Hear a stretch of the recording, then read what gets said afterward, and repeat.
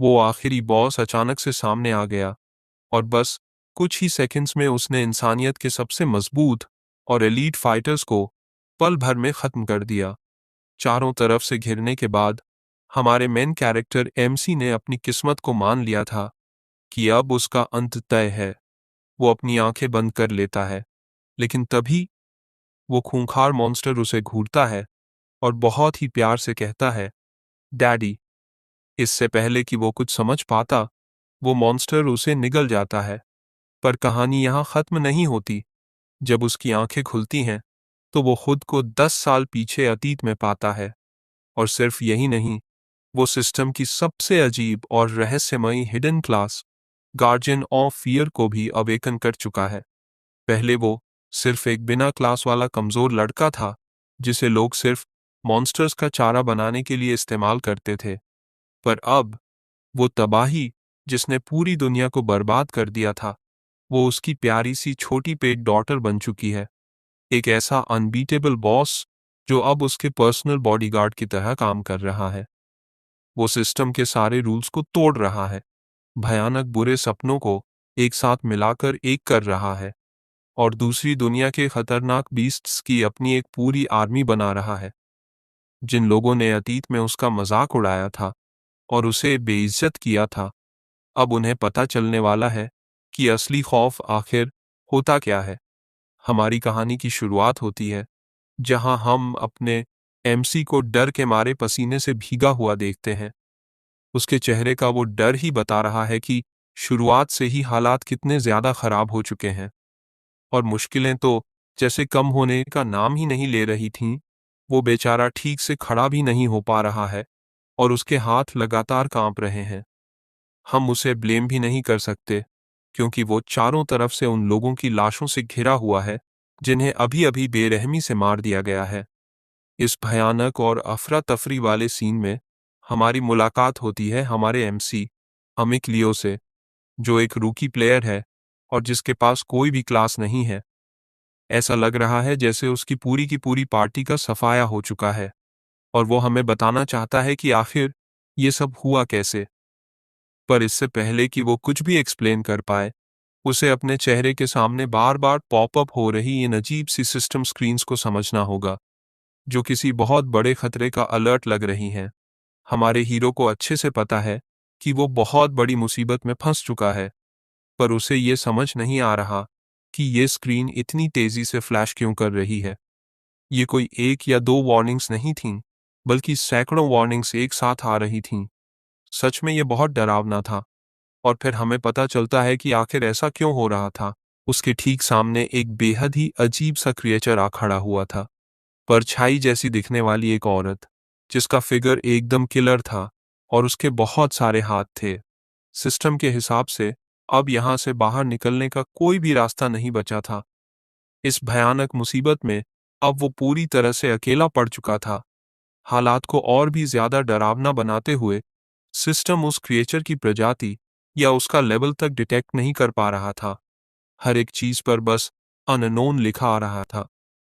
एक बात तो पक्की थी, ये क्रिएचर हद से ज्यादा अजीब और खौफनाक थी, पर कम से कम उसकी वो मोतियों जैसे सफेद दांतों वाली कोलगेट स्माइल एकदम परफेक्ट लग रही थी।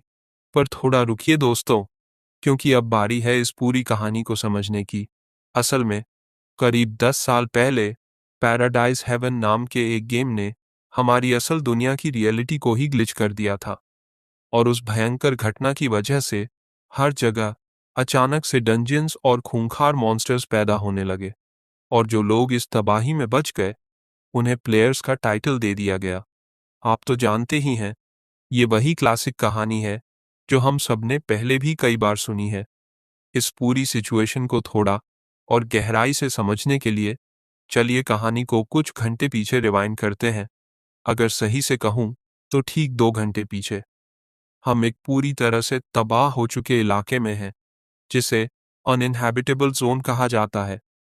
वहां एक ब्लॉन्ड बालों वाला लड़का बाकी प्लेयर्स पर बुरी तरह से चिल्ला रहा है और कह रहा है कि अगर वो ऐसे ही काम चोरी करते रहे तो किसी को भी उनका बोनस नहीं मिलेगा। लियो की तरफ मुड़ते हुए यही लड़का उसे भी अपनी स्पीड बढ़ाने और जल्दी आगे बढ़ने को कहता है। हमारा एमसी, जो पहले से ही पसीने से तरबतर हो रखा था, डरते हुए बस इतना ही कह पाता है, यस सर। इसी बीच पीछे खड़े दो प्लेयर्स आपस में बात करते हैं कि आखिर लियो जैसा एक बिना क्लास वाला लड़का उनकी इस एलीट पार्टी में क्या कर रहा है।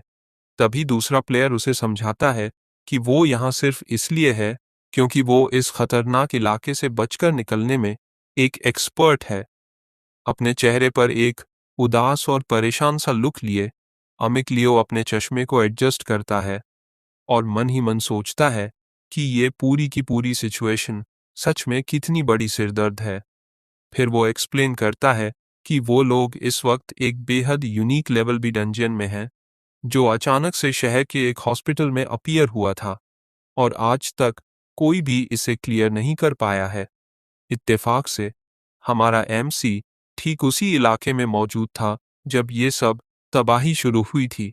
वो बस किसी तरह अपनी जान बचाकर वहां से निकलने में कामयाब हो गया था और उसी दौरान वो एक प्लेयर के रूप में अवेकन भी हो गया था। और क्योंकि वो इस जगह के चप्पे चप्पे को बहुत अच्छे से जानता है, इसलिए वो इस टीम का एक तरह से गाइड बन गया है। उसकी इस एक्सप्लेनेशन के खत्म होते ही हम एक दूसरे ग्रुप को देखते हैं जो अपना काम अच्छे से पूरा करने की खुशी मना रहा है। वो पीछे खड़ा लड़का लूका है, जो एक रैंक बी जूरिस्ट है। वो अपनी टीम के हर एक मेंबर को बधाई देता है और उन्हें आगे एक्सप्लोर करते रहने का ऑर्डर देता है। अमिक के पास आते हुए ये लूका नाम का लड़का उससे करंट स्टेटस की अपडेट मांगता है और हमारा बेचारा एमसी उसे कंफर्म करता है कि वो लोग एकदम सही पोजीशन पर हैं। शहर के मैप को ध्यान से एनालाइज करते हुए वो लूका को समझाता है कि सेंटर और आउटस्कर्ट्स के बीच का जो इलाका है वो कमज़ोर मॉन्स्टर्स और बहुत सारे रिसोर्सेज से भरा हुआ है, जो उनकी टीम के लिए सबसे बेस्ट और सेफ जगह है। पर यह बात सुनकर लूका तो कुछ ज़्यादा ही ओवर कॉन्फिडेंट हो जाता है और वो ये फैसला करता है कि वो लोग सीधे सेंट्रल एरिया में जाएंगे और इस डंजन को हमेशा हमेशा के लिए क्लियर कर देंगे। ये सुनते ही एमसी घबरा जाता है और तुरंत इस आइडिया को मना कर देता है। उसे लगता है कि लूका पक्का मजाक कर रहा है। वो हैरान होकर सोचता है कि क्या ये लड़का सच में सीरियस है। आखिरकार वो इतनी जल्दी तो बिल्कुल भी मरना नहीं चाहता था। अपनी बची खुची पेशेंस खोते हुए वो ब्लॉन्ड बालों वाला लूका गुस्से में अमिक को आगे बढ़कर रास्ता दिखाने के लिए कहता है। हमारा एमसी उसे रोकने के लिए बहुत आर्ग्यू करने की कोशिश करता है, पर कोई फायदा नहीं होता। आखिर वो घमंडी लड़का ही उस टीम का बॉस था। आखिरी बार हार ना मानते हुए अमिक चिल्लाकर उसे समझाता है कि ये कोई नॉर्मल रैंक बी डंजन नहीं है और 10 साल पुरानी इंफॉर्मेशन के बेस पर वो लोग किसी भी कीमत पर इसे हैंडल नहीं कर पाएंगे।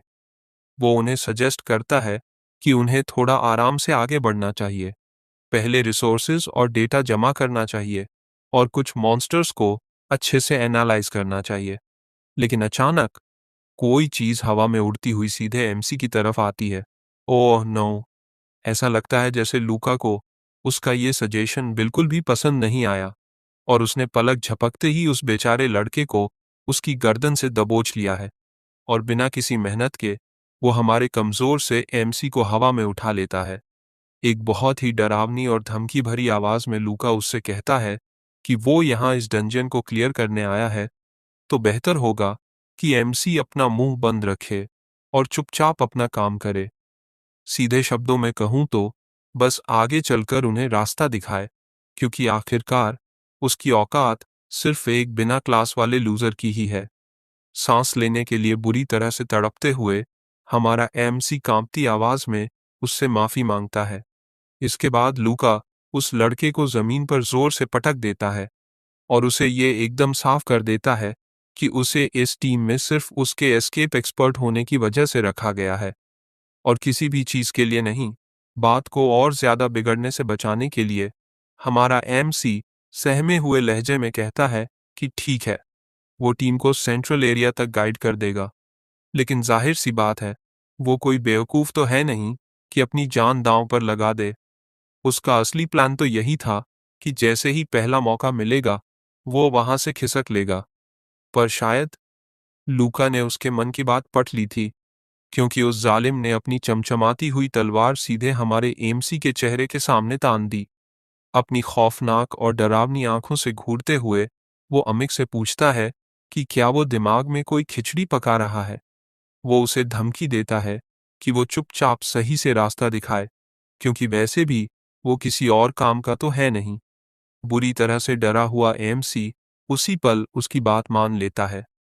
उसे अंदर ही अंदर ये मानना पड़ता है कि ये हालात उसके लिए बिल्कुल भी सही नहीं लग रहे हैं। पर चलो, कम से कम लूका अपनी तलवार तो वापस म्यान में रख लेता है। अपने चेहरे पर एक अजीब सी नफरत लिए वो बिगड़ैल ब्लॉन्ड लड़का शिकायत करता है कि उसे एमसी जैसे कमजोर इंसान पर अपने हाथ गंदे करने पड़े। वहीं दूसरी तरफ अमिक अभी भी जमीन पर पड़ा हुआ है और बस वहां से भाग निकलने का कोई रास्ता सोचने की कोशिश कर रहा है। और हालात को और भी ज्यादा बुरा बनाने के लिए दूर खड़ा एक दूसरा प्लेयर ताना मारता है कि एक बिना क्लास वाले लड़के को एक रैंक बी प्लेयर के सामने जुबान नहीं लड़ानी चाहिए। कुछ देर पैदल चलने के बाद वो पूरी टीम शहर के बीचों बीच पहुंच जाती है और वहां का नज़ारा देखकर ऐसा लगता है जैसे दुनिया ही खत्म हो चुकी हो। सब कुछ बस खंडहर में बदल चुका था। चारों तरफ नजर घुमाते हुए लूका बड़ी ही लापरवाही से कहता है कि उसे यहाँ कुछ खास अलग तो नहीं लग रहा, बस तबाही थोड़ी ज्यादा है, बाकी सब तो पहले जैसा ही है। हमारा एमसी मन ही मन सोचता है कि ये ब्लॉन्ड लड़का सच में एक नंबर का बेवकूफ है। ये पूरा का पूरा इलाका मॉन्स्टर्स का एक बहुत बड़ा घोंसला है और उसने तय कर लिया है कि जैसे ही यहाँ तबाही शुरू होगी वो अपनी जान बचाकर वहां से रफू चक्कर हो जाएगा। और शैतान का नाम लिया और शैतान हाजिर। जैसे ही उसने तबाही के बारे में सोचा वो खौफनाक जीव उनके सामने आ ही गए। अचानक से जाने कहां से एक रैंक बी मॉन्स्टर उनके सामने आ टपकता है। असल में वो सिर्फ एक नहीं था, बल्कि बहुत सारे थे, और वो सभी के सभी रैंक बी मॉन्स्टर्स थे। अपने चेहरे पर एक ओवर कॉन्फिडेंट स्माइल लाते हुए लूका अपनी पूरी टीम को शांत रहने के लिए कहता है। वो बड़ी बड़ी हाँकते हुए कहता है कि उसका सिर्फ एक हमला ही इन सभी को दूसरी दुनिया में पहुंचाने के लिए काफी है। और फिर एक फ्लेम थ्रोवर की तरह आग उगलते हुए वो जूरिस्ट उस पूरी की पूरी मॉन्स्टर्स की भीड़ पर एक साथ जोरदार हमला कर देता है। ये सब देखकर अमिक एक पल के लिए पूरी तरह से सन्न रह जाता है। ये खतरनाक सीन हमारे लड़के को अंदर से थोड़ा उदास कर देता है और वो सोचने लगता है कि काश काश वो भी इतना ही ताकतवर होता। लेकिन अचानक कोई चीज उसका ध्यान भटका देती है और उसे इस ख्याली दुनिया से बाहर खींच लाती है। उसकी डिटेक्शन स्किल अचानक से बीप करने लगी थी, मानो वो किसी बहुत बड़े खतरे पर रिएक्ट कर रही हो। उसे एहसास होता है कि मॉन्स्टर्स लगातार उनके और भी ज्यादा करीब आते जा रहे हैं, और वो भी बहुत तेजी से। और बुरी तरह से घबराया हुआ वो भागकर लूका के पास जाता है ताकि उसे वार्निंग दे सके कि उसने किसी बहुत ही विशाल और खतरनाक चीज को तेजी से उनकी तरफ आते हुए डिटेक्ट किया है, और बेहतर होगा कि वो सब तुरंत यहाँ से भाग निकलें। पर हमेशा की तरह वो बदतमीज ब्लॉन्ड लड़का एमसी का मजाक उड़ाते हुए उसकी बात को पूरी तरह से इग्नोर कर देता है। वो इस बात पर जोर जोर से हंसने लगता है कि एक बिना क्लास वाले लूजर के पास कोई डिटेक्शन स्किल कैसे हो सकती है। लेकिन लूका के चेहरे से वो घमंडी मुस्कान मिटाने के लिए ठीक उसी पल उसके पैरों के नीचे की जमीन अचानक से फटने लगती है। तुरंत ही पूरी की पूरी टीम बुरी तरह से घबरा जाती है। उन्हें एहसास हो जाता है कि जमीन सच में टूट रही है और कोई बहुत ही बड़ी मुसीबत उनके सिर पर आ चुकी है। हमारा एमसी भी ये सब देखकर पूरी तरह से शॉक्ड था। उसे पता तो था कि कुछ खतरनाक आने वाला है, पर उसे अंदाजा नहीं था कि वो चीज आखिर है क्या। लेकिन बदकिस्मती से अब बहुत देर हो चुकी थी। वहां खड़े सभी लोग अचानक से हवा में उछल जाते हैं, या फिर यूं कहूं कि सीधे नीचे की तरफ गिरने लगते हैं। इस भयानक गिरावट के बीच में वो जालिम लूका हमारे एमसी को कसकर पकड़ लेता है और उस पर इल्जाम लगाने लगता है कि उसी ने उन सबको जानबूझकर इस चाल में फंसाया है। इसी बीच कुछ प्लेयर्स को उस उड़ती हुई धूल के गुब्बार में एक बहुत ही खौफनाक और काले रंग का क्रिएचर दिखाई देता है। अचानक से एमसी को एक और बड़ा झटका लगता है। उसकी डिटेक्शन स्किल पूरी तरह से गायब हो चुकी थी। अगर उसका सेंसर ही काम नहीं कर रहा है तो इस दुनिया में आखिर ये हो क्या रहा है। आखिरकार वो ब्लॉन्ड लड़का एमसी को छोड़ देता है और उसे जमीन पर पटकते हुए कहता है कि ये जो भी चीज है काफी इम्प्रेसिव है। वो कहता है कि अभी के लिए वो अपना पूरा फोकस इस क्रिएचर पर रखेगा, पर वो इस लड़के को बाद में सबक सिखाना भूला नहीं है। उस घनी धूल के बीच में से खरोंचों और निशानों से भरा हुआ एक अजीब सा हाथ ऊपर उठने लगता है, और फिर वो सबसे रहस्यमयी और डरावना क्रिएचर जिसका जिक्र शुरुआत में हुआ था, आखिरकार उनके सामने आ ही जाता है। और वो उन सभी इंसानों को अपने साथ एक खेल खेलने के लिए इनवाइट करता है। थोड़ी दूरी से लूका चिल्लाकर कहता है कि यही इस डंजन का असली बॉस है और अब उनका फाइनल मिशन शुरू होने वाला है। हैरानी की बात तो ये थी कि वो बिल्कुल सही था। अचानक एक सिस्टम स्क्रीन हवा में चमकने लगती है जिसमें साफ साफ लिखा था कि उनका मिशन बहुत सिंपल है। एक दिए गए समय के अंदर इस अनजान खतरे को हमेशा के लिए खत्म करना होगा और इसके बदले उन्हें एक बहुत ही रहस्यमयी खजाना मिलेगा। सिस्टम की ये बात सुनते ही लूका बिना एक पल गंवाए अपनी पूरी ताकत के साथ उस पर एक जोरदार हमला कर देता है। एक बहुत ही पागल और डरावनी मुस्कान के साथ वो चिल्लाता है कि वो यहाँ हर एक चीज को तब तक जलाएगा जब तक कि वो पूरी तरह से राख में ना बदल जाए। जमीन पर बेबस पड़ा हमारा एमसी बस ये सब अपनी आंखों के सामने होते हुए देख रहा है और ये समझने की कोशिश कर रहा है कि आखिर यहाँ चल क्या रहा है। जब लूका का वो खौफनाक हमला आखिरकार रुकता है तो वो क्रिएचर उन लपटों के बीच में से अचानक से गायब हो जाता है, जिसे देखकर सारे प्लेयर्स पूरी तरह से कंफ्यूज हो जाते हैं। जब तक लूका सबको अलर्ट रहने और अपनी गार्ड बनाए रखने के लिए कहता है, तब तक वो खौफनाक क्रिएचर चुपके से बिल्कुल उसके पीछे आकर खड़ा हो जाता है। अपने पीछे एक बहुत ही डरावनी और अजीब सी मौजूदगी महसूस करते हुए वो ब्लॉन्ड लड़का धीरे धीरे अपना सिर घुमाने की कोशिश करता है। पर मेरे दोस्त, अब बहुत देर हो चुकी थी। वो औरत अचानक से पागलपन में हर तरफ जोरदार लातें और मुक्के बरसाना शुरू कर देती है और जोर जोर से चिल्लाती है कि वो सब बहुत ही शरारती लड़के हैं। वो पूरी टीम पर एक साथ टूट पड़ती है। हालांकि प्लेयर्स भी पलटवार करने की पूरी कोशिश करते हैं, पर सच कहूं तो उनका कोई भी हमला उस क्रिएचर के सामने टिक नहीं पाता। बड़ी ही आसानी से वो उनमें से ज्यादातर प्लेयर्स को एक झटके में दबोच लेती है, मानो वो अपनी किसी बहुत बड़ी दावत की तैयारी कर रही हो। मेरा मतलब है, देखकर तो ऐसा ही लग रहा था कि वो उन्हें अपना शिकार बनाने वाली है, पर असल में वो उन सभी को पूरी ताकत के साथ दूर दीवार पर जोर से दे मारती है। उस अजीब सी औरत के लिए ये सब कोई जानलेवा जंग नहीं, बल्कि बस एक खेल और मजाक था। वो हंसते हुए कहती है कि काफी लंबा वक्त बीत गया है जब उसे किसी खेल में इतना ज्यादा मजा आया हो। जमीन पर पड़ा हुआ हमारा एमसी अपनी आंखों पर यकीन ही नहीं कर पा रहा था। उस भयानक क्रिएचर ने पहले ही लगभग हर किसी को खत्म कर दिया था। वो घबराते हुए अपनी इन्फो स्क्रीन खोलने की कोशिश करता है, पर वहां उसे उस औरत के बारे में कुछ भी नहीं मिलता। उसकी प्रजाति, उसका लेवल और उसकी ताकतें, सब कुछ अभी भी अननोन था। तभी एक दिल दहला देने वाली चीख के साथ वो पागल औरत जमीन पर पूरी ताकत से एक जोरदार मुक्का मारती है। उस मुक्के का इम्पैक्ट इतना ज्यादा भयानक था कि हमारा एमसी हवा में उड़ता हुआ सीधा एक दीवार से जा टकराता है। मलबे के बीच फंसा हुआ वो बेचारा लड़का ठीक से हिल भी नहीं पा रहा था, क्योंकि वो चोट सच में बहुत गहरी थी।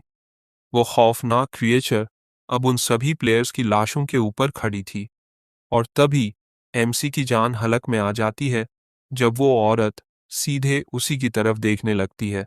अपनी उंगली को चाटते हुए वो कहती है कि उसे किसी बहुत ही जानी पहचानी चीज की महक आ रही है।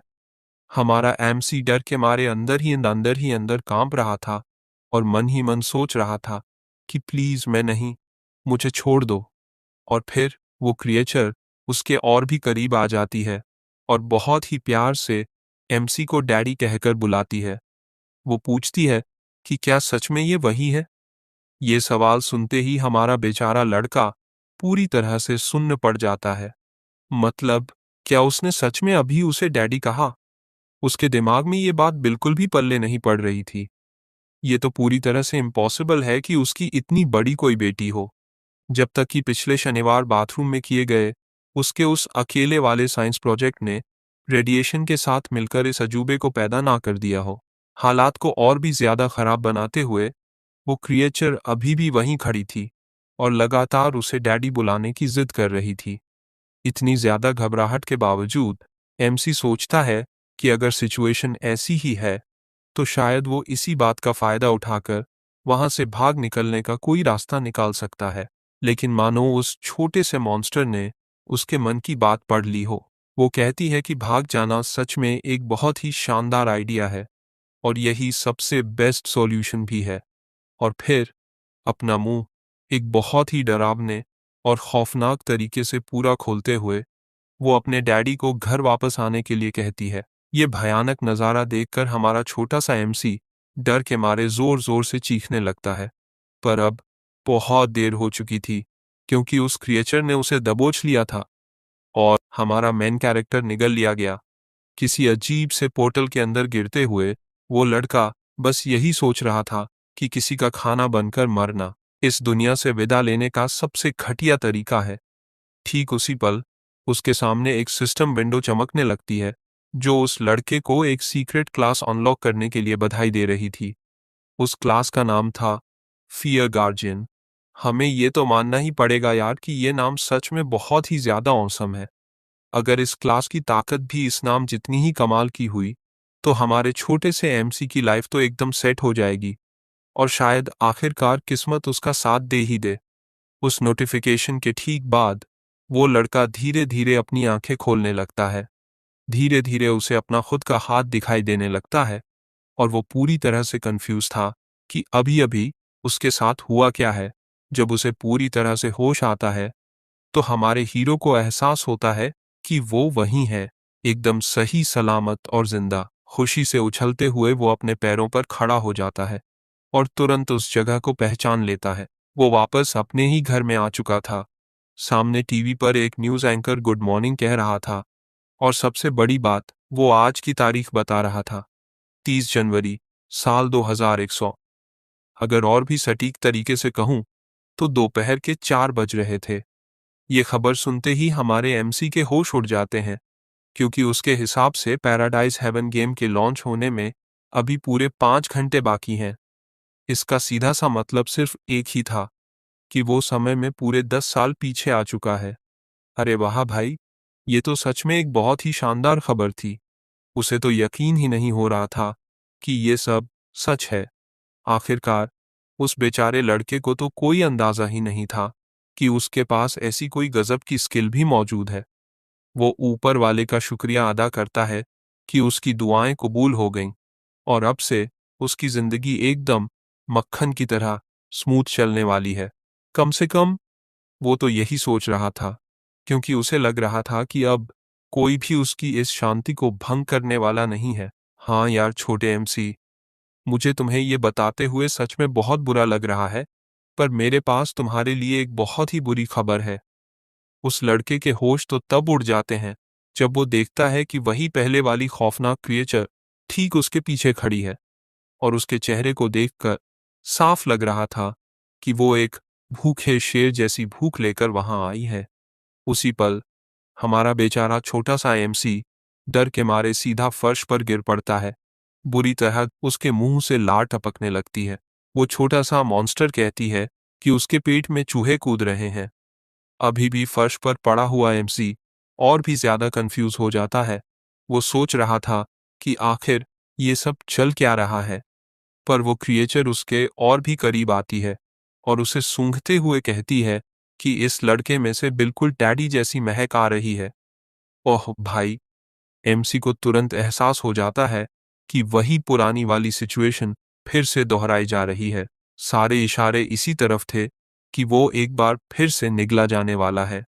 पर यकीन मानो या ना मानो, ऐसा कुछ नहीं हुआ, बल्कि उसे उस क्रिएचर की तरफ से बहुत सारा अजीब सा प्यार मिलने लगता है, जो असल में एक बहुत ही प्यार भरी चाटन की तरह था।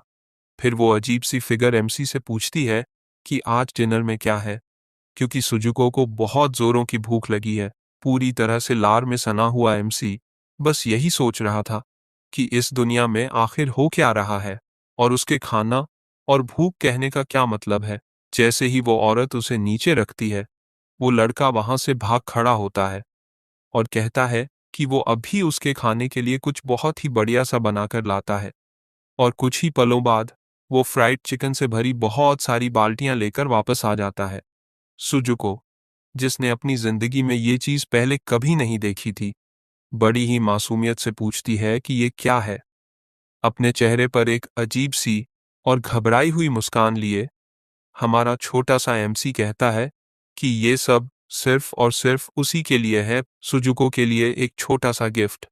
अपने इस छोटे से स्नैक से खुश होकर वो उस लड़के पर अपना सारा खौफनाक प्यार लुटाने लगती है।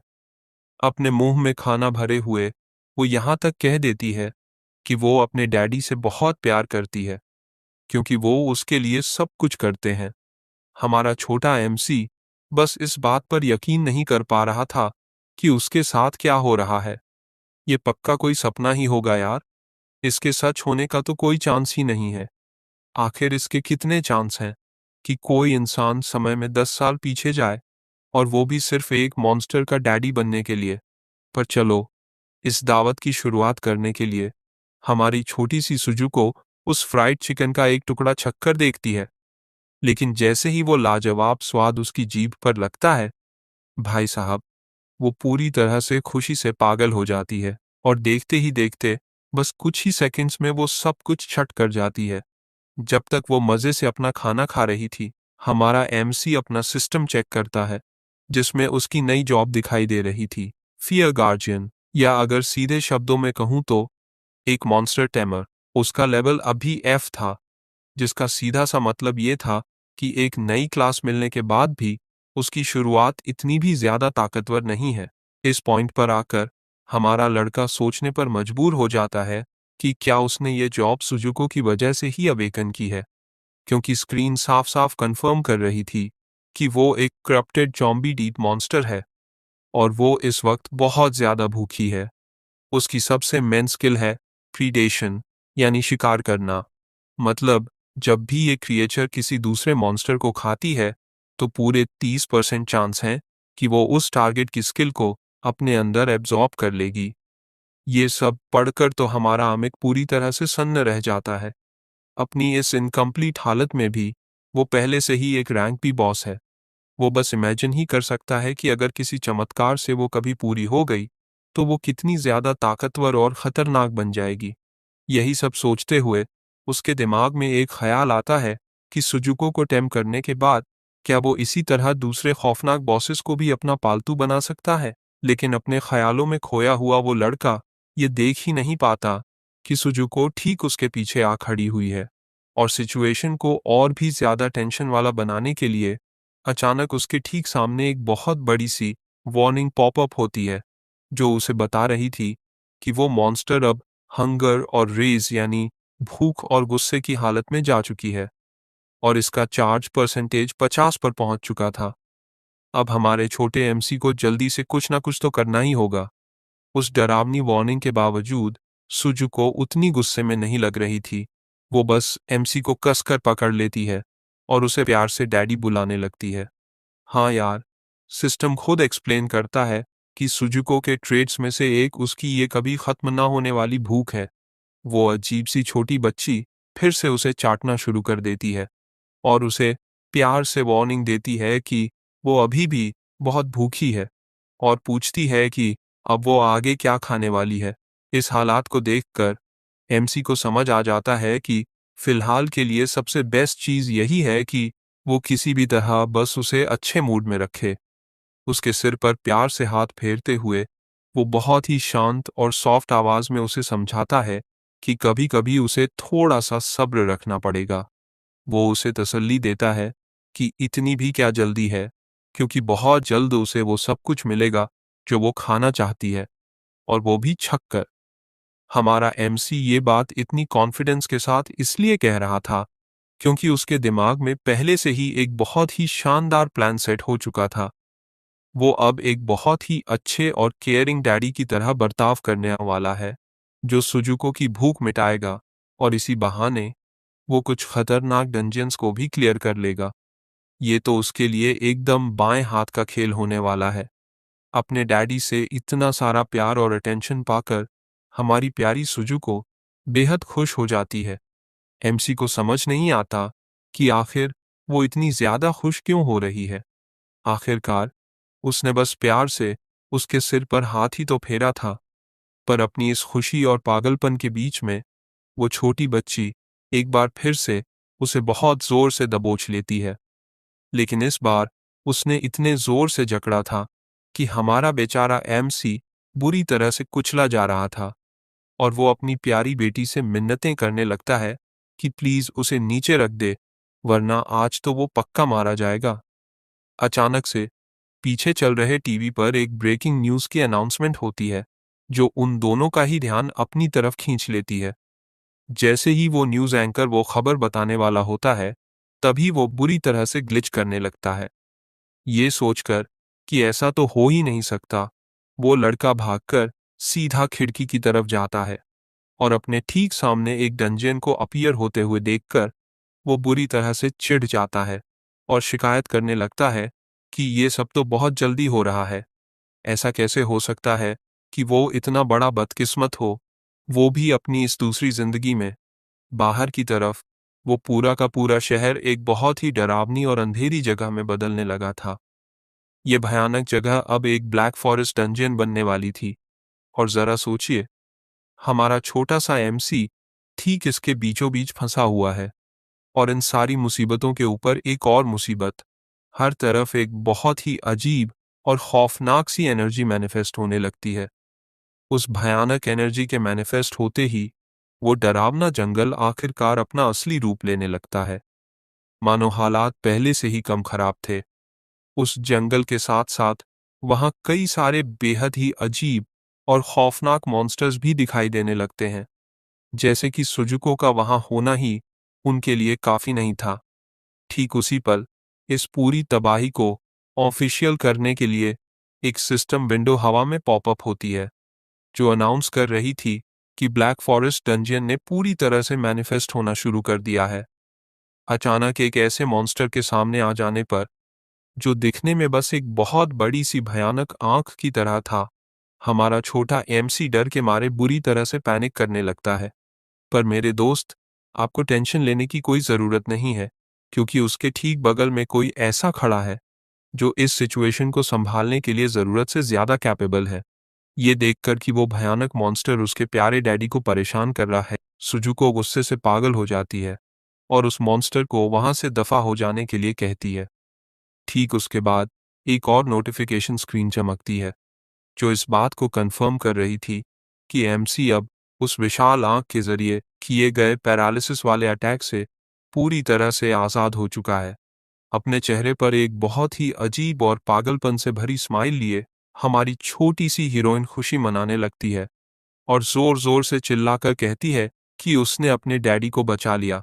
पर दिक्कत बस इतनी सी थी कि एक बार फिर से उसे अपनी खुद की बेहिसाब ताकत का कोई अंदाजा नहीं था, और एमसी को कसकर जकड़ने के साथ साथ वो उसे हवा में बुरी तरह से हिलाने डुलाने लगती है, जिसकी वजह से वो बेचारा लड़का अपनी जान बचाने के लिए जोर जोर से चीखने लगता है कि प्लीज उसे नीचे उतार दे। उसकी इस रिक्वेस्ट को मानते हुए सुजुको आखिरकार रुक जाती है और बड़ी ही मासूमियत से पूछती है कि क्या खाना खाने का टाइम हो गया है। हमारा एमसी, जिसका सिर अभी भी बुरी तरह से चकरा रहा था, उसे कहता है कि वो बहुत जल्दी कुछ बढ़िया सा बनाएगा, और उससे थोड़ा सा सब्र रखने के लिए कहता है। अभी खाने के बारे में सोचने से पहले उसकी सबसे बड़ी प्रायोरिटी ये समझना था कि आखिर थोड़ी देर पहले वो भयानक भूकंप जैसा झटका किस चीज का था। लेकिन अचानक जाने कहां से उसकी आंख में एक बहुत ही तेज और चुभने वाला दर्द उठता है, जो उसे पूरी तरह से झकझोर कर रख देता है। उसी पल सिस्टम उसे वार्निंग देता है कि एक अननोन मॉन्स्टर को डिटेक्ट किया गया है और मानो मुश्किलें अभी कम थीं। सिस्टम बताता है कि ब्लैक फॉरेस्ट कर्स यानी उस जंगल का श्राप एक्टिवेट हो चुका है, जिसने उस डंजियन का लेवल और भी ज्यादा बढ़ा दिया है। उन सभी भयानक अलर्ट स्क्रीन्स को देखकर हमारा एमसी बुरी तरह से घबरा जाता है और उसके इस रिएक्शन को देखकर बेचारी सुजुको भी अब थोड़ी परेशान होने लगी थी। पूरी तरह से कंफ्यूज होकर हमारा छोटा एमसी सोचने लगता है कि आखिर ये कर्स या श्राप वाली क्या नई मुसीबत आ गई, क्योंकि बदकिस्मती से ये सब उसके लिए भी एकदम नया ही था। और इस पूरे खौफ और टेंशन को कई गुना बढ़ाते हुए सिस्टम की एक और वार्निंग सामने आती है कि अगर अगले 72 घंटों के अंदर इस ब्लैक फॉरेस्ट डंजियन को क्लियर नहीं किया गया तो हमारा हीरो हमेशा हमेशा के लिए इसी डंजियन के अंदर कैद होकर रह जाएगा। मानो ये बुरी खबर काफी नहीं थी कि अचानक से जमीन फाड़कर बहुत सारी डरावनी बेलें और लताएं बाहर निकलने लगती हैं। पलक झपकते ही वो भयानक बेलें उस पूरी जगह को अपने कब्जे में ले लेती हैं और हालात को और भी ज्यादा बदतर बनाने के लिए उन बेलों के साथ साथ कुछ बेहद ही घिनौने और खतरनाक मॉन्स्टर्स भी वहां टपक पड़ते हैं। इस अचानक मचे बवाल और खौफनाक नज़ारे को देखकर हमारा एमसी बस यही सोच पाता है कि अब हालात सच में बहुत ज्यादा बिगड़ चुके हैं। और सबसे बड़ी मुसीबत तो ये थी कि उसने मुश्किल से सुजुको वाली सिचुएशन को समझना शुरू ही किया था। एक बिल्कुल नई और विशाल मुसीबत उसके दरवाजे पर दस्तक दे रही थी, पर अपने डैडी की इस घबराहट और खौफ से पूरी तरह अनजान हमारी सुजुको पीछे मुड़ती है। उसका पूरा फोकस सिर्फ और सिर्फ अपनी इकलौती प्रायोरिटी पर था, और वो थी उसकी भूख, जिसके लिए वो जोर जोर से चिल्ला रही थी। और फिर क्या था, वो एक बार फिर से अपने उसी अजीब और खौफनाक मोड में चली जाती है और मासूमियत से कहती है कि ये जो छोटे छोटे स्नैक्स अभी अभी यहाँ आए हैं, ये तो दिखने में बहुत ही ज्यादा टेस्टी लग रहे हैं।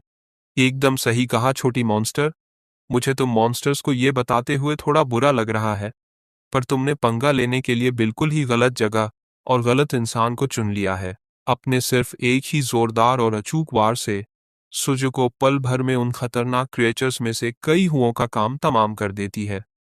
उसी वक्त एक और सिस्टम स्क्रीन पॉपअप होती है जो एमसी को ये खुशखबरी देती है कि इस एक्शन की वजह से उसे कुछ बहुत ही बढ़िया एक्सपीरियंस पॉइंट्स मिल चुके हैं। इसके तुरंत बाद सुजुको अपनी दावत उड़ाने के लिए उन पर टूट पड़ती है। आखिरकार वो सिर्फ उन्हें मारने के लिए तो वहां नहीं थी ना, उनमें से कुछ तो उसकी दोपहर की भूख मिटाने के लिए एकदम परफेक्ट स्नैक थे।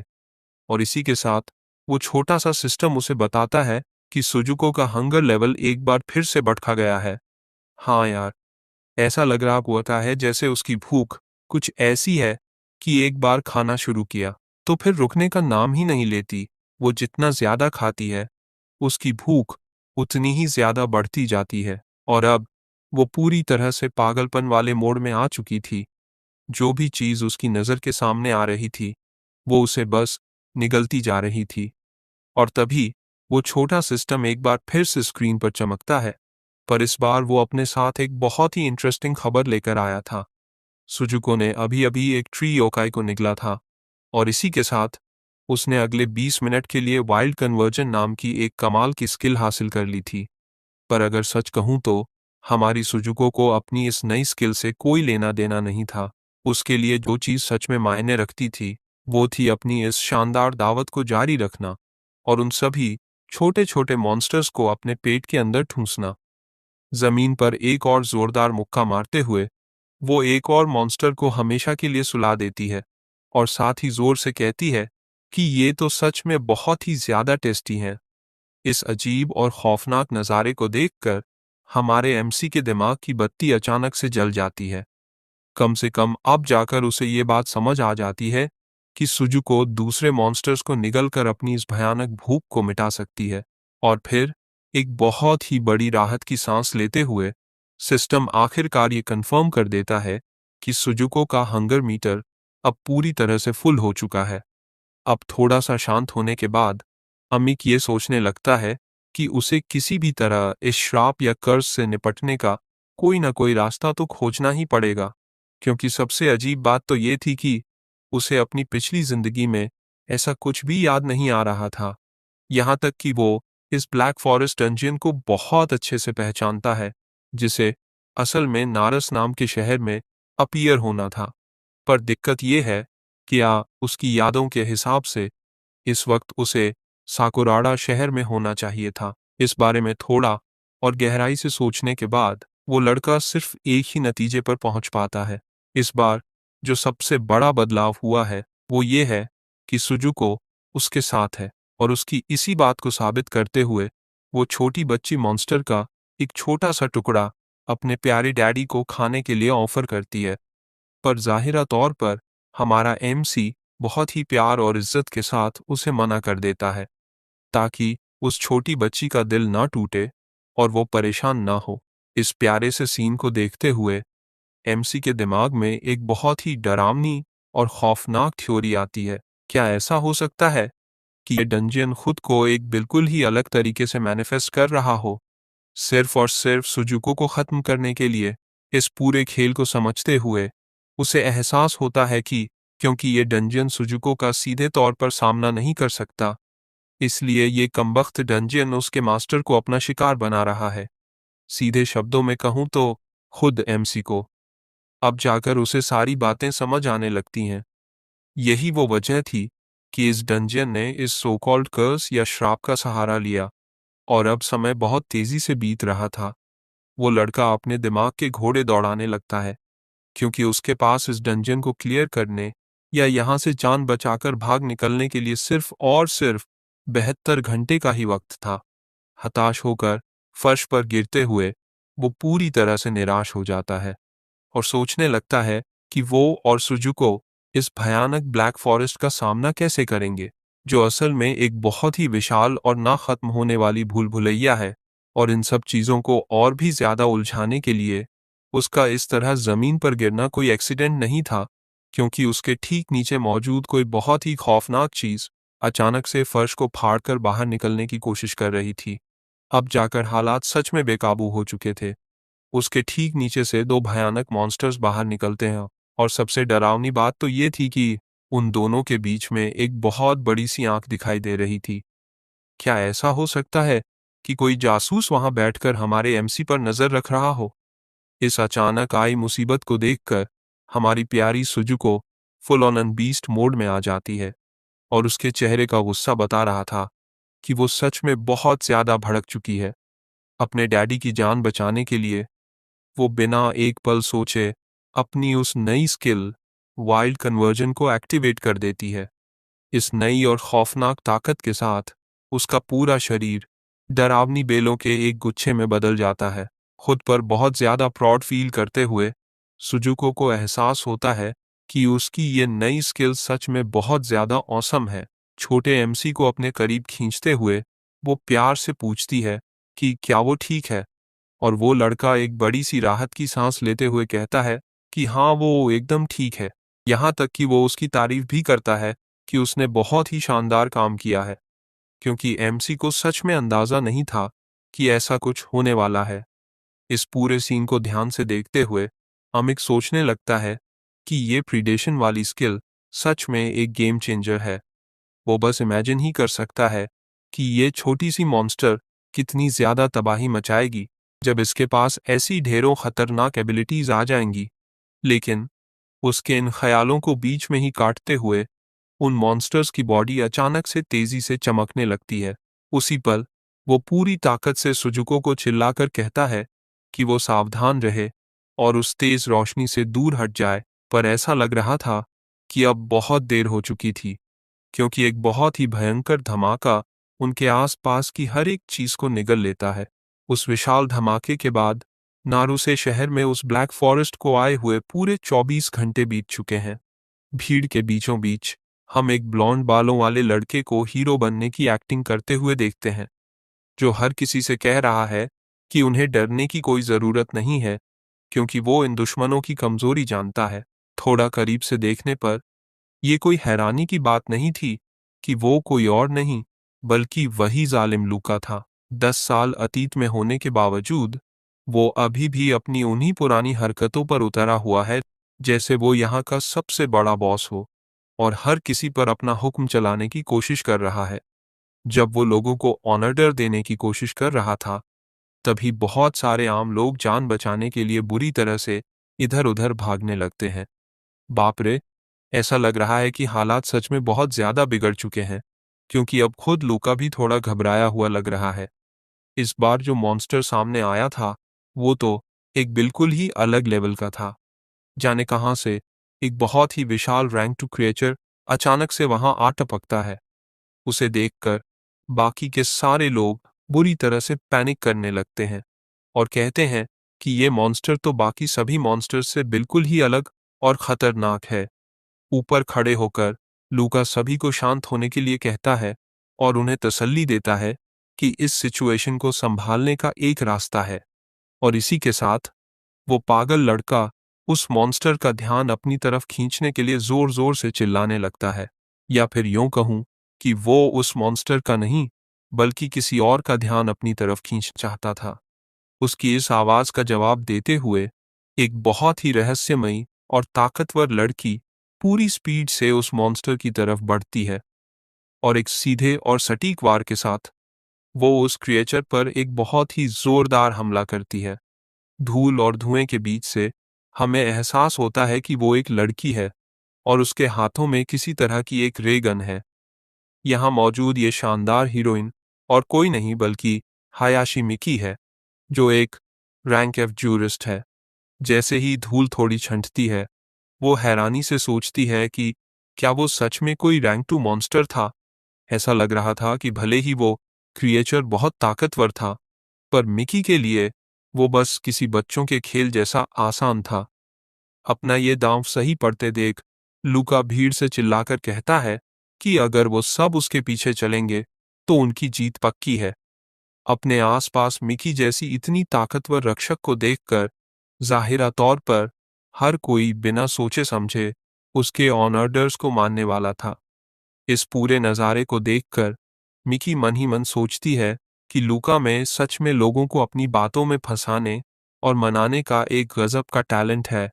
भले ही उन दोनों की मुलाकात सिर्फ 2 दिन पहले ही क्यों ना हुई हो, वो दोनों आखिर कैसे मिले थे, ये दिखाने के लिए हम कहानी में थोड़ा सा पीछे उस वक्त में जाते हैं जब मिकी दो खूंखार मॉन्स्टर्स के बीच घिरी हुई थी और पलक झपकते ही वो दोनों क्रिएचर्स मारे जाते हैं। हैरान होकर मिकी पूछती है कि वहां कौन है और उसने उसकी मदद क्यों की। और वहां जो शख्स सामने आता है वो कोई और नहीं बल्कि लूका था। बस वही वो पल था जब उन दोनों की पहली मुलाकात हुई थी। उसने मिकी को अपने साथ जुड़ने और इस डंजन को क्लियर करने के लिए इनवाइट किया और उसे समझाया कि उन दोनों के जैसे जॉब होल्डर्स की यहाँ बहुत ज्यादा कीमत है। बात को खत्म करते हुए लूका खुद को एक बीटा टेस्टर बताता है और उस लड़की से पूछता है कि क्या वो उसके साथ मिलकर लोगों की जान बचाने वाली एक मसीहा बनना चाहती है। वापस से आज के वक्त में आते हैं। मिकी को इस बात पर बहुत ज्यादा शक है कि इस तरह के घमंडी एटीट्यूड वाला लड़का कभी किसी का मसीहा बन सकता है। और सबसे बड़ी बात, वो ये भी नोटिस करती है कि भले ही ये डंजन रैंक एफ का है, पर यहाँ के मॉन्स्टर्स लगातार पहले से कहीं ज्यादा ताकतवर होते जा रहे हैं। इसी बीच शहर के किसी दूसरे हिस्से में हमारी सुजुको एक बहुत ही विशाल पेड़ पर चढ़कर ऐसे मजे कर रही है जैसे वो उसका कोई प्लेग्राउंड हो। उसके कंधे पर बैठे हुए एमसी कहता है कि उस लड़की ने अब बहुत मजे कर लिए हैं, पर सुजुको उससे बस थोड़ी और देर खेलने की जिद करने लगती है। इस पल वो लड़का सोचता है कि भले ही सुजुको ने उसकी जान बचाई हो, पर अगर चीजें ऐसे ही चलती रहीं तो एक ना एक दिन वो पक्का मारा जाएगा। अचानक से एमसी को कहीं दूर से एक जानी पहचानी आवाज सुनाई देती है और उसे एहसास होता है कि वो आवाज लूका की है। भले ही वो उस जालिम लूका की शक्ल तक देखना पसंद नहीं करता था, पर उसे अच्छे से पता था कि 10 साल पहले वाला लूका सच में बहुत ताकतवर था। इसलिए उसके साथ मिलकर इस डंजन को क्लियर करना शायद एक अच्छा आइडिया हो सकता है। बिना किसी चेतावनी के एक बहुत ही जोरदार कंपन एमसी और सुजुको दोनों को बुरी तरह से डरा देता है। वो दोनों ही सोचने लगते हैं कि आखिर क्या हो रहा है। पर तभी सुजुको नीचे की तरफ देखती है और उसकी आंखें खुशी से चमक उठती हैं। उसे एहसास हो जाता है कि बहुत सारा खाना खुद चलकर उसके पास आ रहा है। जी हाँ, मॉन्स्टर्स का एक बहुत बड़ा झुंड उस पेड़ पर उनके ठीक पीछे चढ़ना शुरू कर चुका था। सुजुको के अपने साथ होने के बावजूद मॉन्स्टर्स की उस भयानक भीड़ को देखकर हमारा एमसी अंदर से पूरी तरह सहम जाता है। लूका की टीम भी बुरी तरह से घबराने लगती है जब उन्हें ये एहसास होता है कि वो विशाल पेड़ अचानक से हिलने लगा है। हर किसी का ये खौफनाक रिएक्शन देखकर मिकी सोचती है कि ये ग्रुप तो कुछ ज्यादा ही ड्रामा कर रहा है। ऐसा लग रहा था जैसे वो पेड़ एक हल्की सी आवाज भी कर दे तो ये लोग एक बहुत बड़ा बवाल खड़ा कर देंगे। हालांकि लूका, जो इन सब चीजों को लेकर थोड़ा ज्यादा सीरियस था, वो समझ जाता है कि हालात सच में बिल्कुल भी ठीक नहीं है। वो विशाल पेड़ एक बहुत ही अजीब और डरावने तरीके से मुड़ने और टूटने लगा था। उस कमबख्त पेड़ को नीचे गिरते हुए देखकर वो ब्लॉन्ड लड़का बुरी तरह से बदहवास होकर मिकी का नाम जोर से पुकारता है। पर तब तक बहुत देर हो चुकी थी। भागने की वार्निंग मिलने के बावजूद वो बेचारी बस वहीं सुन्न होकर खड़ी रही। उसे कुछ समझ ही नहीं आ रहा था कि आखिर हो क्या रहा है। और बस ऐसे ही मेरे दोस्त, वो लड़की उस भारी भरकम पेड़ के नीचे दबकर एकदम पापड़ बन गई। उस विशाल पेड़ के गिरने के साथ ही हर तरफ धूल का एक बहुत बड़ा गुबार उड़ने लगता है। इसी धूल के बीच हमारा छोटा सा एमसी धीरे धीरे होश में आने लगता है। वो हैरान होकर सोच रहा था कि क्या वो अभी भी जिंदा है और जिस जगह पर वो गिरा है वो जगह इतनी ज्यादा सॉफ्ट क्यों है। और ठीक उसी पल मिकी इस अजीब सी सिचुएशन को देखकर उस लड़के से कहती है कि वो अभी के अभी हिलना बंद कर दे। ये देखकर कि वो कहाँ गिरा है, हमारा लड़का डर के मारे पसीने से भीगने लगता है। बदकिस्मती से ऐसा लग रहा था कि मिकी के अंदर मजाक करने के कोई भी मूड नहीं है। और भले ही वो इस कहानी का मेन कैरेक्टर है, पर इस वक्त उस पर अपनी जान गंवाने का एक बहुत ही सीरियस खतरा मंडरा रहा था। पूरी तरह से घबराते हुए हमारा एमसी इस अजीब सी सिचुएशन को एक्सप्लेन करने की कोशिश करता है और कहता है कि ये सब बस एक एक्सीडेंट था। गुस्से से आग बबूला होकर मिकी उससे पूछती है कि क्या उसी ने इस विशाल पेड़ को नीचे गिराया है, और यहाँ तक कि वो ताना मारते हुए ये भी कहती है कि इस लड़के में सच में बहुत ज्यादा हिम्मत है। जाहिर सी बात है, अमिक इन सारी बातों से साफ मुकर जाता है और कहता है कि ये तो बस एक इत्तेफाक था। तभी जाने कहां से अचानक एक बहुत ही जोरदार धमाका होता है। और गेस करो, क्या वो हमारी सुजुको थी जो अपने डैडी को पुकारते हुए जोर जोर से चिल्ला रही थी। अपने चेहरे पर एक बहुत ही बड़ी और खौफनाक सी स्माइल लिए वो क्रिएचर खुशी से झूम उठती है और कहती है कि आखिरकार उसने अपने डैडी को ढूंढ ही लिया। हमारा एमसी ये सब देखकर थोड़ा सा डरा हुआ तो है, पर अब धीरे धीरे उसे इन सब चीजों की आदत होने लगी है। लेकिन मिकी वो इंसान है जो पूरी तरह से सदमे में है। अपनी बेटी को सही सलामत देखकर वो लड़का बहुत खुश होता है और उसे प्यार से उसके नाम से बुलाता है। पर बेचारी मिकी, जिसे कुछ भी समझ नहीं आ रहा था कि यहाँ क्या चल रहा है, वो एमसी को पीछे हटने के लिए कहती है और उस मॉन्स्टर को उस पर छोड़ देने को कहती है। खुद को एक हीरो की तरह पेश करते हुए वो बड़ी ही बहादुरी से कहती है कि मसीहा कभी भी खतरे से भागते नहीं हैं और वो उस भयानक क्रिएचर से उसकी जान बचाएगी। एमसी ये सुनकर पूरी तरह से कंफ्यूज हो जाता है। मेरी जान बचाएगी, वो भी सुजुको से? मुझे नहीं लगता कि ये कोई अच्छा आइडिया है। हमारा हीरो सिचुएशन को शांत करने की पूरी कोशिश करता है और सुजुको से कहता है कि सब कुछ ठीक है। पर दूसरी तरफ मिकी पहले ही उस क्रिएचर को लड़ाई के लिए चैलेंज कर चुकी है। उसी पल एमसी को एहसास हो जाता है कि उस लड़की ने गलती से सुजुको को उनका दुश्मन समझ लिया है। और सबसे बुरी बात तो ये थी कि एमसी को उसे रोकने का थोड़ा सा भी वक्त नहीं मिल पाया। बिजली की रफ्तार से वो लड़की पहले ही अपने टारगेट की तरफ तेजी से दौड़ चुकी थी। किसी कमजोर जगह की तलाश करते हुए मिकी हर तरफ तेजी से मूव करने लगती है। बुरी तरह से पैनिक करते हुए एएमसी चिल्लाकर उसे सावधान रहने के लिए कहता है। आखिरकार मिकी को लगता है कि उसने सुजुको के कंधे पर एक बहुत ही कमजोर जगह ढूंढ निकाली है। पूरी तैयारी के साथ वो लड़की अपनी सेक्रेड मैजिक कैनन को एक्टिवेट करते हुए सीधे आगे की तरफ छलांग लगा देती है। पूरे कॉन्फिडेंस के साथ वो ऐलान करती है कि उसका सिर्फ एक ही जोरदार वार इस क्रिएचर का नामोनिशान मिटाने के लिए काफी होगा। पर बदकिस्मती से उसका ये प्लान कुछ खास काम नहीं आया। सुजुको ने अपने एक ही हाथ से उसे एक जोरदार तमाचा जड़ दिया। इसी बीच वो छोटी मॉन्स्टर, जो अब बहुत ज्यादा खुश लग रही थी, वो अपने डैडी से पूछती है कि क्या वो उसके लिए परेशान हो रहे थे। पर वो लड़का घबराते हुए जवाब देता है कि वो उसके लिए नहीं, बल्कि किसी और के लिए परेशान हो रहा था। उस जगह की तरफ भागते हुए जहां मिकी गिरी थी, एमसी बस यही दुआ कर रहा था कि वो लड़की अभी भी जिंदा हो। वहां पहुंचने के बाद हालात बिल्कुल भी अच्छे नहीं लग रहे थे। मिकी जमीन पर पड़ी हुई थी और पूरी तरह से घायल हो चुकी थी। ठीक उसी वक्त सुजुको उसके पास आती है और बहुत ही मासूमियत से पूछती है कि क्या वो इस बेहोश लड़की को खा सकती है। जाहिर सी बात है, एमसी तुरंत मना कर देता है और उसे समझाता है कि वो इंसानों को नहीं खा सकती। इसके अलावा उसे ये भी याद आता है कि ये लड़की लूका की टीम की एक जूरिस्ट है, जिसका मतलब है कि वो एक अवेकन प्लेयर है। और तभी उसके दिमाग में एक बहुत ही शानदार प्लान आता है। अगर वो किसी भी तरह इस लड़की की जान बचा लेता है, पक्का उसे अपनी टीम में शामिल कर लेगा। पर दिक्कत बस इतनी सी है कि अगर उन लोगों को सुजुको के बारे में पता चल गया, तो उसका ये पूरा का पूरा प्लान मिट्टी में मिल जाएगा। इसलिए एमसी सुजुको से एक फेवर मांगने का फैसला करता है। बहुत ही प्यार और नरमी से वो अपनी बेटी से कुछ देर के लिए कहीं छिप जाने के लिए कहता है।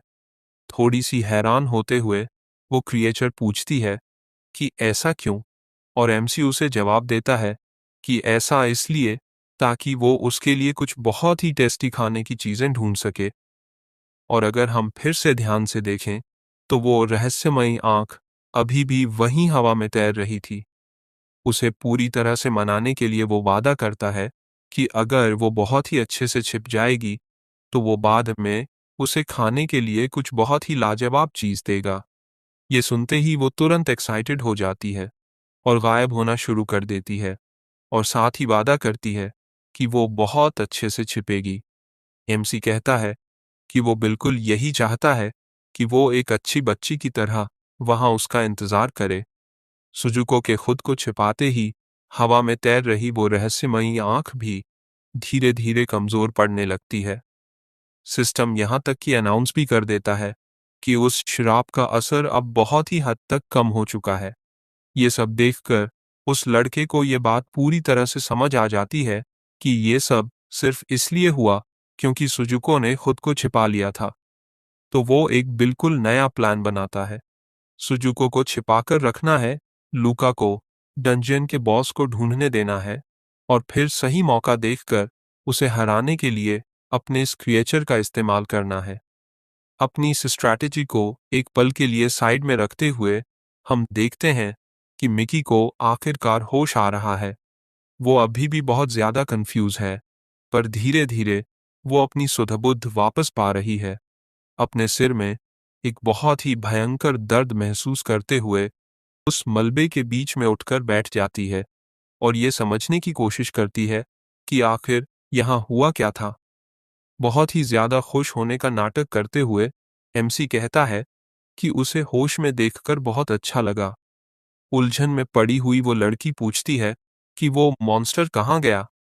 एकदम सीरियस और सच्चा चेहरा बनाते हुए वो लड़का कहता है कि उसी की वजह से वो मॉन्स्टर हार गया, और उसके बेहोश होने के ठीक बाद वो क्रिएचर वहां से अपनी जान बचाकर भाग गया। वो लड़की ये सुनकर पूरी तरह से अवाक रह जाती है। वो सोच रही थी कि उसके कहने का क्या मतलब है कि उसकी वजह से, क्योंकि उसे तो ऐसा कुछ याद ही नहीं आ रहा था कि उसने कोई जोरदार हमला किया हो। जमीन से अपनी कैप उठाते हुए वो उसे पहनती है और कहती है कि उसकी यादें अभी थोड़ी धुंधली हैं। खैर, वो खड़ी होती है और कहती है कि ये जगह बहुत खतरनाक है और उन्हें कोई सेफ जगह ढूंढनी चाहिए। अंदर ही अंदर हमारा छोटा एमसी खुशी से नाच रहा था, क्योंकि उसका ये शानदार प्लान काम कर गया था। उसे अच्छे से पता है कि उन्हें कभी ना कभी तो सुजुको के बारे में पता चल ही जाएगा, पर अभी के लिए वो किसी भी तरह के रिस्क से बचने के लिए एक नकली नाम का इस्तेमाल करेगा। फिर वो लड़की अपना इंट्रोडक्शन देते हुए बताती है कि उसका नाम हायाशी मिकी है। हमारा छोटा एमसी भी बिल्कुल वैसा ही करता है, पर अपना असली नाम अमिक बताने की बजाय वो एक नकली नाम हायामा गाजन बता देता है। जैसे ही वो उससे हाथ मिलाता है, वो लड़का कहता है कि उससे मिलकर बहुत अच्छा लगा। इसी बीच हमारी इनविजिबल सुजुको कुछ बहुत ही गहरी सोच में डूबी हुई लग रही थी। वो क्रिएचर हैरान होकर सोचती है कि आखिर ये सब क्या है, क्योंकि उन दोनों के उस तरह हाथ मिलाने से उसे एक बहुत ही जानी पहचानी और अजीब सी एनर्जी महसूस हो रही थी। चुपके से हमारा एमसी सुजुको की तरफ मुड़ता है और फुसफुसाते हुए उससे कहता है कि वो बिना कोई आवाज किए चुपचाप उसके पीछे पीछे आए। वो उसे लालच देता है कि अगर वो एक अच्छी बच्ची की तरह उसकी बात मानेगी, तो वो बाद में उसे एक बहुत ही स्पेशल और टेस्टी डेजर्ट ला कर देगा।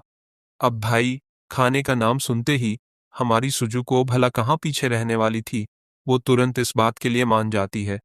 इसके बाद मिकी तेजी से भागना शुरू करती है और चिल्लाकर हायामा गाजन से कहती है कि वो पीछे ना छूट जाए, और वहीं दूसरी तरफ हमारी सुजुको अपने उस इनविजिबल फॉर्म में चुपचाप उन दोनों के ठीक पीछे पीछे चलने लगती है। अगले ही सीन में हम देखते हैं कि अब रात हो चुकी है और वो सब एक दूसरी बिल्डिंग के अंदर मौजूद हैं। अंदर की तरफ टीम का लीडर लूका एक रिपोर्ट ले रहा था, पर उसके चेहरे से साफ पता चल रहा था कि वो बहुत ज्यादा परेशान और टेंशन में है। टीम का एक मेंबर उसे बताता है कि टीम 3 और 4 को अभी तक मिकी का कोई सुराग नहीं मिला है। ये बात सुनकर लूका और भी ज्यादा परेशान हो जाता है कि आखिर वो लड़की गई तो गई कहाँ। घबराहट और गुस्से में पागल होकर वो बेवकूफ अपने बाकी साथियों पर बुरी तरह चिल्लाने लगता है और उन्हें ऑर्डर देता है कि वो किसी भी कीमत पर जल्द से जल्द उस लड़की को ढूंढ कर लाएं। वो उन सबको ये बात एकदम साफ कर देता है कि अगर मिकी वहां नहीं होती, तो अब तक उनकी पूरी की पूरी टीम का नामो निशान मिट चुका होता। उसके इस भयानक गुस्से को देखकर टीम के बाकी मेंबर्स बुरी तरह डर जाते हैं और उससे थोड़ा शांत होने की रिक्वेस्ट करते हैं। वो उसे तसल्ली देते हैं कि वो लोग आज नहीं तो कल उसे ढूंढ ही निकालेंगे। लेकिन लूका किसी भी तरह शांत नहीं हो पा रहा था। उसे अच्छे से पता था कि मिकी की स्किल्स कितनी ज्यादा स्पेशल और अनमोल हैं, इसलिए अब वो बस यही दुआ कर रहा था कि वो लड़की जहां भी हो, बस एकदम सुरक्षित हो। और एकदम सही वक्त पर हमारी मिकी एक बहुत ही शानदार एंट्री मारती है और सबको बताती है कि अब उन्हें उसे और ज्यादा ढूंढने की जरूरत नहीं है। पूरे कॉन्फिडेंस के साथ वो लड़की आगे बढ़ती है और लूका को ग्रीट करती है। उसे अपने सामने सही सलामत देखकर वो ब्लॉन्ड लड़का खुशी से पागल हो जाता है और एक बहुत बड़ी राहत की सांस लेता है। अपनी बाहें फैलाकर वो उसका वापस स्वागत करता है और ऊपर वाले का लाख लाख शुक्र मनाता है कि वो एकदम सुरक्षित लौट आई। और ठीक उसी वक्त उसकी नज़र हमारे एमसी पर पड़ती है। वो बहुत ही हैरानी से पूछता है कि आखिर ये लड़का कौन है, और यहाँ तक कि वो मजाक में ये भी पूछ लेता है कि क्या ये उसका छोटा भाई है। मिकी उसे समझाते हुए कहती है कि नहीं, ये बस एक लड़का है जिसकी जान उसने रास्ते में बचाई थी। जब वो दोनों आपस में ये सब बातें कर रहे थे, हमारी सुजुको बस पीछे खड़ी होकर मजे से हंस रही थी, क्योंकि सिर्फ उसका डैडी ही उसे देख सकता था। क्या आप सोच सकते हैं कि अगर अचानक से उसका दिमाग घूम गया और उसने इस पूरी टीम को अपना स्नैक बनाने का फैसला कर लिया तो क्या होगा? हाँ यार, बाहर से सब कुछ जितना नॉर्मल लग रहा है, असल में ये सिचुएशन उससे कहीं ज्यादा खतरनाक और टेंशन वाली है। इसके बाद एमसी आगे बढ़कर उस ब्लॉन्ड लड़के को अपना इंट्रोडक्शन देता है और अपना नाम हायामा गाजन बताता है। बिना बात को घुमाए वो लड़का सीधे सीधे पूछता है कि क्या वो उनके इस ग्रुप में शामिल हो सकता है, और लूका भी बिना कुछ सोचे तुरंत हाँ कर देता है। भले ही ऊपर से उसने उसका स्वागत कर लिया था, पर अंदर ही अंदर लूका को उस नए लड़के का चेहरा कुछ ज्यादा ही अजीब और सस्पिशियस लग रहा था। कुछ शक होने पर वो ब्लॉन्ड लड़का एमसी की असली पहचान जानने के लिए अपनी एक एक्सक्लूसिव स्किल का इस्तेमाल करने का फैसला करता है। जैसे ही सिस्टम अपना एनालिसिस शुरू करता है, हमारा लड़का बड़े ही मासूम और हेल्पफुल तरीके से पूछता है कि क्या वो किसी काम में उनकी मदद कर सकता है। ओह नो, ऐसा लग रहा है कि कुछ बहुत ही गड़बड़ हो गई है, क्योंकि लूका का एनालिसिस पूरी तरह से फेल हो जाता है। अपनी इस हैरानी को छिपाते हुए लूका एमसी के सिर पर अपना हाथ रखता है और कहता है कि उसे इतना मोटिवेटेड देखकर बहुत अच्छा लगा और अब से वो उसे चीफ कहकर बुला सकता है।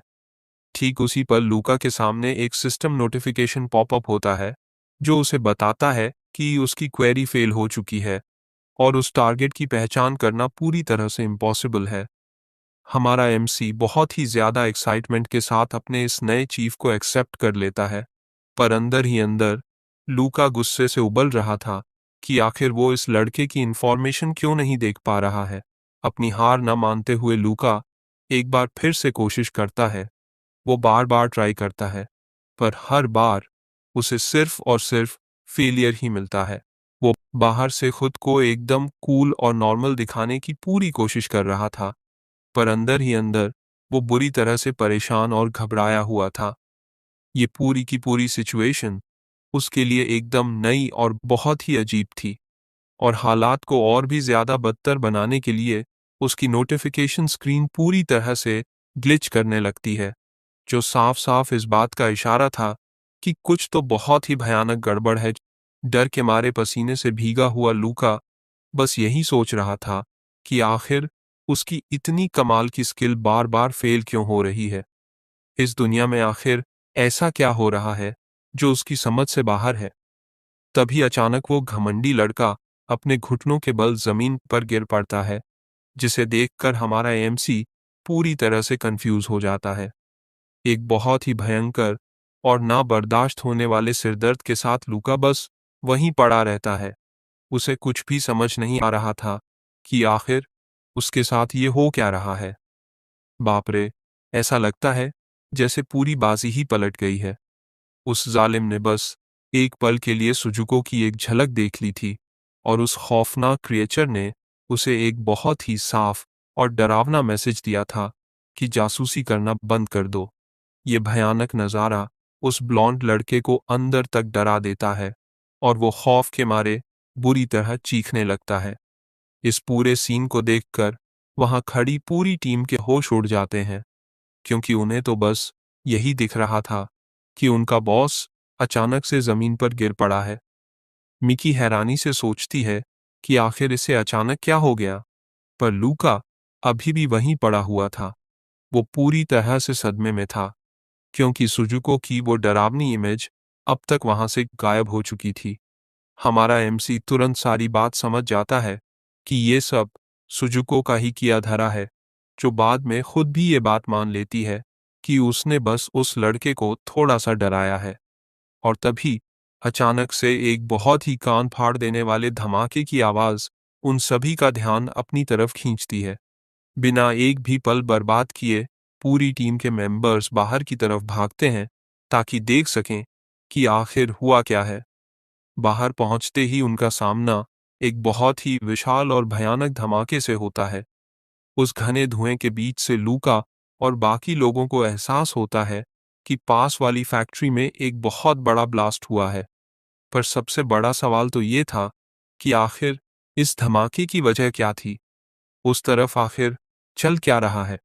उस धधकती हुई आग की तरफ इशारा करते हुए टीम का एक मेंबर डर के मारे जोर जोर से चीखने लगता है, क्योंकि उसे उन भयानक लपटों के बीच एक पेड़ चलता हुआ दिखाई देता है।